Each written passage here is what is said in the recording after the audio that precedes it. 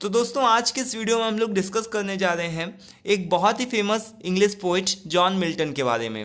दोस्तों John Milton के बारे में बहुत कुछ है जानने के लिए, और जॉन मिल्टन को बहुत ही ज़्यादा एक तरीके से एजुकेट पोइट भी माना जाता था, मोस्ट एजुकेट पोइट भी माना जाता था, क्योंकि इनकी दोस्तों बहुत सारी लैंग्वेजेस पे कमांड थी। और उस समय इस तरीके का ऐसा ज़्यादा क्रेज चल रहा था कि जो जितनी ज़्यादा लैंग्वेजेस जान सकता है, ठीक है। ये जैसा कि आपको पता है कि 17th सेंचुरी से बिलोंग करते हैं और ये जेकोबियन एज से रिलेटेड थे। सो जॉन मिल्टन के टाइम पे ऐसा माना जाता था कि जो कोई भी व्यक्ति जितनी ज़्यादा लैंग्वेजेस के बारे में जानता होगा, जो कोई भी व्यक्ति जितनी ज़्यादा लैंग्वेजेस के बारे में जानता होगा, समझता होगा, उसको उतना ही ज़्यादा लिटरेट, मतलब उतना ज़्यादा ही पढ़ा लिखा आदमी माना जाता था, ठीक है। तो जॉन मिल्टन को बहुत सारी लैंग्वेजेस के ऊपर कमांड थी, बहुत सारी लैंग्वेजेस को लिख सकते थे, पढ़ सकते थे, बोल सकते थे।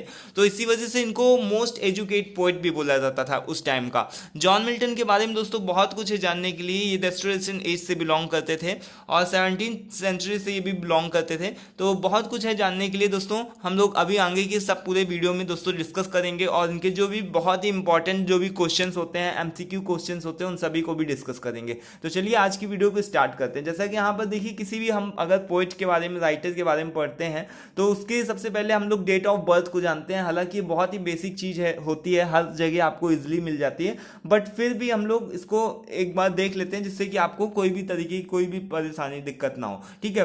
तो बात करें दोस्तों, इनका जो जन्म हुआ था वो दोस्तों, जो इनकी डेट ऑफ बर्थ थी वो क्या थी, 9 दिसंबर 1608 में इनका जन्म हुआ था।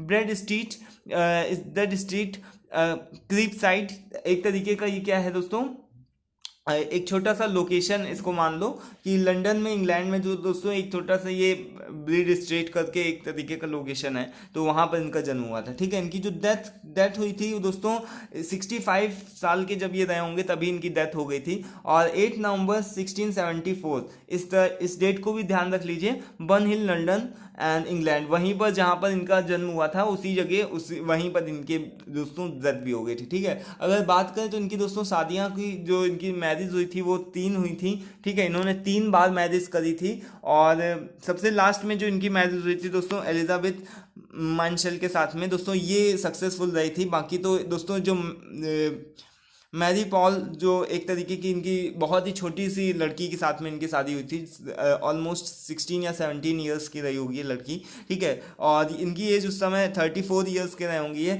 तब इनकी शादी हुई होगी। तो इतनी ज़्यादा एज डिफरेंस के बीच में दोस्तों जो लड़की थी वो तो छोड़ करके चली गई, अपने घर भाग गई, ठीक है। तो इस वजह से ये शादी इनकी सक्सेसफुल नहीं रही। उसके बाद में कैथरीन वुडकॉक करके एक दूसरी लड़की के साथ में इनकी शादी हुई थी, ठीक है। तो वो कुछ दिन चली, उसके बाद में इनकी भी डेथ हो गई। फिर दोस्तों सबसे लास्ट में एलिजाबेथ माइनशेल, इस तरीके से इनकी जो 3 शादियां हुई थी, ठीक है। आपको तीनों के नाम ध्यान रखना है। जब भी कभी ऑब्जेक्टिव क्वेश्चंस में इस तरीके का क्वेश्चन पूछा जाता है तो उसको भी अटेम्प्ट करना है, ठीक है। कब कब कौन सी शादी हुई थी, ठीक है, ये भी आपको ध्यान रखना है। कब इनकी कौन सी मैरिज हुई थी, तो ये 1642, 1656 और 1663, ठीक है। तो ये आप ध्यान रखिएगा। जो सबसे लास्ट वाली थी वही सक्सेसफुल रही इनकी, ठीक है। उसके बाद में लैंग्वेजेस की बात करें, जैसे कि मैंने बताया कि आप लोगों को बहुत सारे, जॉन मिल्टन को बहुत सारी लैंग्वेजेस के बारे में, बहुत सारी भाषाओं का ज्ञान था, बहुत सारी लैंग्वेजेस के ऊपर इनकी अच्छी एक कमांड थी, ठीक है। जितनी भी लैंग्वेजेस यहाँ लिखी हैं सब कोई, हर एक लैंग्वेज जॉन मिल्टन के मतलब कि कमांड में थी, ठीक है। तो English, Latin, Greek, French, Spanish, Italian, Dutch, ये सारी जितनी भी लैंग्वेजेस थी उन सभी के ऊपर जॉन मिल्टन की एक अच्छी कमांड थी। इस वजह से दोस्तों जॉन मिल्टन को एक मोस्ट एजुकेटेड पोइट भी माना जाता था, ठीक है। ये बहुत ही ज़्यादा पढ़े लिखे पोइट के नाम से भी जाने जाते थे, ठीक है। इसके बाद में अगर इनके मेजर वर्क्स की बात करें, देखिए दोस्तों मेजर वर्क्स में बहुत सारे इनके अलग बहुत सारे और भी वर्क्स हैं, ठीक है। लेकिन हम यहाँ पर केवल 3 वर्क्स यहाँ पर लिखे हुए, मैंने बहुत सारे और भी वर्क्स हैं, अगर आप गूगल वगैरह करोगे सर्च तो आपको मिल जाएगा, ठीक है। जिसमें से पैराडाइज लॉस्ट दोस्तों, ये तो कभी भी इसको मिस ही नहीं किया जा सकता, क्योंकि he is best non for his great EPIC paradise lost. ये एक तरीके की दोस्तों इपिक है, एक तरीके की इपिक क्या होती है दोस्तों, पोएम होती है, ठीक है। तो पैराडाइज लॉस्ट एक तरीके की इपिक होती है, तो इस वजह से ही ये फेमस रहे हैं, ठीक है। उसके बाद में एक और भी आप लोगों ने अपनी जो भी एकेडमिक लेवल पे एक और भी आप लोगों ने पढ़ा होगा एक पोएम को, ऑन हिज ब्लाइंडनेस, ठीक है। When I consider how my light is spent, ठीक है। तो ये इन्होंने टाइटल दिया था सबसे पहले, लेकिन बाद में एक जॉन न्यूटन करके एक JOHN यहाँ पर लिख देता हूँ, ठीक है। NEWTON, Newton.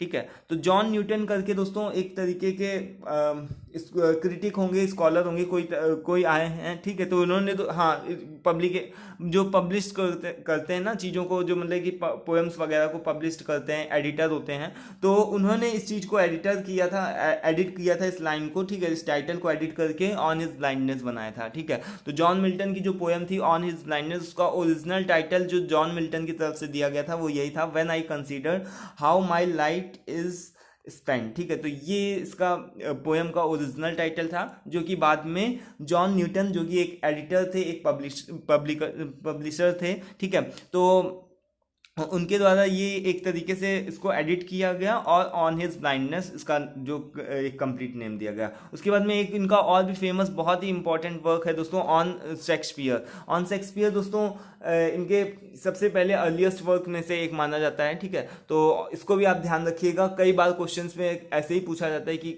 ऑन शेक्सपियर किसके द्वारा लिखा गया है, फिर major works of John Milton में से इस तरीके से कुछ ऑप्शंस दे दिए जाते, तो ऐसे पूछा जाता है। ठीक है, तो आप ध्यान रखिएगा इन सारी चीज़ों को। इसके अलावा और भी आप अलग से भी कुछ एक इनके वर्क्स को ध्यान रख लीजिएगा गूगल वगैरह सर्च करके।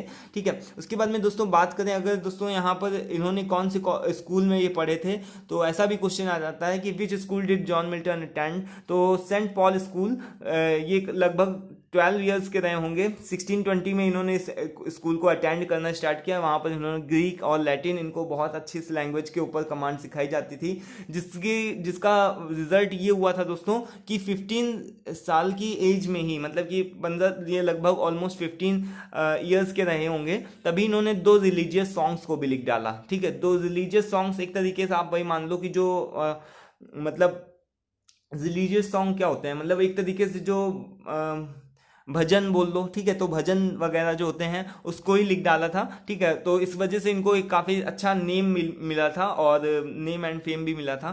तो ये आप ध्यान रख लो कि इनको लैटिन और ग्रीक का इसी स्कूल से ही नॉलेज, बेसिक जो इनका बेसिकली जो नॉलेज था इसी स्कूल से ही हुआ था। ठीक है, उसके बाद में फिर इन्होंने कॉलेज भी अटेंड किया था। कॉलेज के अटेंड करने के लिए दोस्तों इन्होंने क्राइस्ट चर्च कॉलेज गए थे। ये क्राइस्ट चर्च कॉलेज गए थे जो कि कैम्ब्रिज में ही है। 1625 में इस कॉलेज में एडमिशन लिया था इन्होंने। ठीक है, और उसके बाद में दोस्तों यहाँ पर एक तरीके से इनके, जैसा कि आप कभी भी इनकी फोटो वगैरह देखोगे तो इनके बहुत ही बड़े बड़े से लंबे से बाल होंगे। ठीक है, और इनका इस तरीके से मतलब कि आइज वगैरह इनकी जो भी है लेडीज की तरीके होती है। ठीक है, तो इनको मतलब एक तरीके से क्या बोला जाता है, लेडी ऑफ द क्राइस्ट बोला जाता है। ठीक है, तो ये यहाँ पर एक क्वेश्चन है भी, यहाँ पर से आप देख सकते हो, सॉरी यहाँ पर आप देख लो कि ये लिखा है कि who was called lady of the Christ. ये एक जो फर्स्ट नंबर क्वेश्चन है कि who was called lady of the Christ, इस तरीके से पूछा जाता है कि किसको lady of the Christ college की कौन लेडी किसको बोला जाता था, तो जॉन मिल्टन को बोला जाता है। क्यों?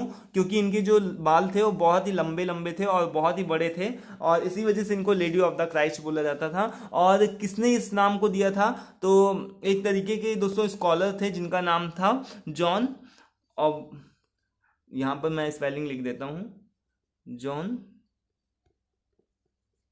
ऑब्री। ठीक है, AUBREY। ठीक है, जॉन ऑब्री एक तरीके के स्कॉलर थे। इन्होंने ही जॉन मिल्टन का नाम दिया था, जो कि इनके सहपाठी थे, मतलब कि पढ़ने वाले थे, साथ में इन्होंने पढ़े होंगे। ठीक है, तो उन्होंने ही lady of the Christ Church College इस तरीके से जॉन मिल्टन का नाम दिया था। ठीक है, तो ये आपको ध्यान रखना है, अच्छे से ध्यान रखना है। ठीक है, उसके बाद में फिर अगर बात करें दोस्तों जो इनके पेरेंट्स के बारे में, तो जॉन मिल्टन के जो पेरेंट्स थे उनके फादर का जो नाम था वो भी जॉन मिल्टन था, बस एक छोटा सा आगे सीनियर और लगा दिया जाता है। ठीक है, सीनियर का मतलब कि इनके जो फादर थे वो सीनियर थे। ये एक तरीके के म्यूजिक कंपोजर थे, और इसका रिजल्ट ये हुआ था, म्यूजिक कंपोजर होने का रिजल्ट ये हुआ था कि इनको अपने फादर से इनका नाम भी मिला, जॉन मिल्टन नाम भी मिला। ठीक है, और इसके साथ ही साथ में उनके कुछ एक, जैसे बोलते हैं ना कि खून में कुछ होता है, तो उनके जो भी उनके उनकी जो भी आर्ट्स रही होगी, इनके फादर का जो भी म्यूजिक कंपोजर रहे थे, तो उनकी जो भी आर्ट्स थी वो भी जॉन मिल्टन के अंदर आ गया था। ठीक है, तो इसका रिजल्ट यही हुआ था कि इन्होंने केवल 15 साल की एज में ही इन्होंने 2 रिलीजियस सॉन्ग्स को लिखा था। ठीक है, और उसको कंपोज मतलब बहुत ही अच्छी तरीके से कंपोज भी किया था। ठीक है, और इनकी जो मदर का नाम था वो भी यहाँ पर लिखा है, सारा जेफरी, ठीक है। तो यहाँ पर आप देख लीजिएगा, तो इनके फादर मदर का नाम देख लीजिएगा। और इनके जो फादर थे वो तो एक म्यूजिक कंपोजर थे, और इसका रिजल्ट यही था कि इन्होंने ऑलमोस्ट 15 ईयर्स की एज में ही दो रिलीजियस सॉन्ग्स को लिखा था, जो कि काफ़ी ज़्यादा फेमस और हिट हुए थे, ठीक है। उसके बाद में फिर यहाँ पर जैसा कि मैंने बताया कि किसको लेडी ऑफ द क्राइस्ट बोला जाता है, तो जॉन मिल्टन को लेडी ऑफ द क्राइस्ट बोला जाता है। और किसने lady of the Christ John Milton का इनाम दिया था, तो जॉन ऑब्री, ठीक है। जैसा कि मैंने बताया JOHN ऑब्री, AUBREY, ठीक है। ये ध्यान रखिएगा, क्वेश्चन बार बार पूछा जाता है, ठीक है। उसके बाद में फिर जो नेक्स्ट हमारा पॉइंट है वो है John Milton becomes blind at the age of, हाँ। और ये एक सबसे इंपॉर्टेंट बात है इनकी कि ये दोस्तों अंधे भी हो गए थे, मतलब इनकी जो आँख की रोशनी थी वो भी चली गई थी। तभी दोस्तों हम लोग इनके वर्क को पढ़ते हैं ऑन हिज ब्लाइंडनेस, ठीक है। या फिर उन्होंने एक वर्क भी दिया था, जैसा कि यहाँ पर वर्क जो दिया था वो भी है कि when I consider how my light is spend. यहाँ पर जो वर्क है इन्होंने खुद ही से लिखा था इस वर्क को, ठीक है। तभी दोस्तों ये लगभग 44 ईयर्स के रहे होंगे, तभी इनकी जो पूरी आंखों की रोशनी थी वो पूरी तरीके से चली गई थी, ठीक है। ये धीरे धीरे मतलब कि एक तरीके से इनकी आंखों की रोशनी जा रही थी, बट 44 ईयर्स की एज में ऐसी थी जब ये कंप्लीटली इनको देखना बंद हो गया था, ठीक है। उसके बाद में फिर यहाँ पर एक क्वेश्चन है कि whom did Milton consider his master, मतलब जो जॉन मिल्टन थे वो अपना मास्टर, अपना गुरु किसको मानते थे, तो एडमंड स्पेंसर। एडमंड स्पेंसर को आप जानते ही होंगे,